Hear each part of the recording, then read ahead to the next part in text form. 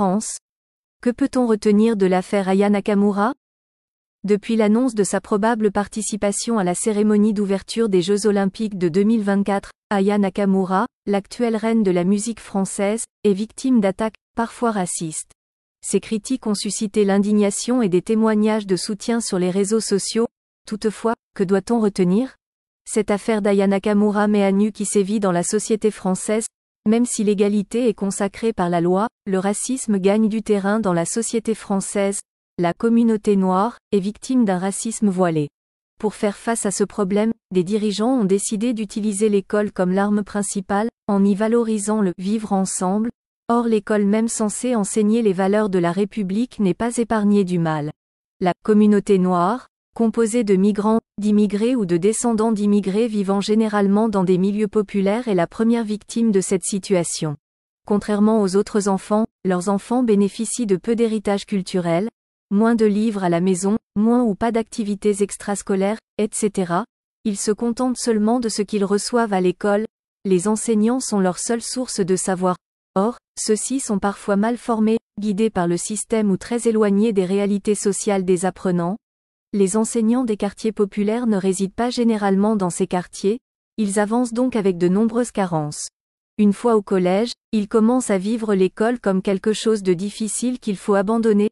Cela se manifeste par le taux élevé de l'absentéisme, de l'échec scolaire, etc. Ceux qui auront la chance d'avancer, ont une volonté culturelle, ils savent que l'école a de la valeur, mais, ils ne connaissent pas cette valeur, ils se livrent donc à la recherche des notes. Appréciation, le système jugeant leur évolution comme un danger pour sa survie. Ceux qui savent sont critiques et aspirent à la liberté, tentent de les dissuader en reniant leurs qualités. Mauvaises notes, mauvaises appréciations, etc. Ayant perdu la confiance en soi, certains abandonnent, tandis que d'autres résistent et continuent, ne sachant pas ce qu'ils recherchent à l'école. Ceux qui continuent se font orienter dans des filières qui n'ont aucune valeur dans la société pendant que les autres vont vers des voies qui permettent une bonne insertion professionnelle. Malgré une longue étude, ils se retrouvent au chômage. Les parents qui n'attendent plus rien de l'école n'encouragent plus leurs enfants à y aller. Ceux-ci, voyant leurs aînés qui malgré tout, se retrouvent à la rue, cultivent un rejet total de l'école. À un certain âge, ils s'orientent vers le monde du travail. Par contre, ils n'ont pas l'accès facile à l'emploi. On refuse de les recruter sous prétexte qu'ils sont non qualifiés. Selon Einstein, tout le monde est un génie. Mais, si vous jugez un poisson sur sa capacité de grimper à un arbre, il passera toute sa vie à croire qu'il est nul. Convaincus qu'ils sont nuls, ils s'engagent dans l'exercice des stages dans l'espoir d'acquérir des compétences professionnelles pouvant faciliter leur insertion professionnelle. Ils se font exploiter par de nombreuses entreprises, mais, souvent vains, la majorité reste sans emploi. Désespérés face à ce racisme institutionnel, certains se lancent dans le monde artistique.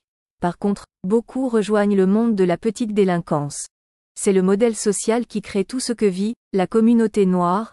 Aujourd'hui en France, c'est un mal hérité de l'histoire de la colonisation et de l'esclavage. On ne s'aperçoit pas. La société française a besoin d'une réorganisation profonde. Le racisme est là, il n'est pas mort. En Europe, il attend de nouveau son heure, guettant la lassitude et les déceptions des peuples, avait prévenu MCESAIRE, à la Sorbonne, le 27 avril 1948. Soumaïla Diarra Souba, écrivain militant neutraliste humaniste.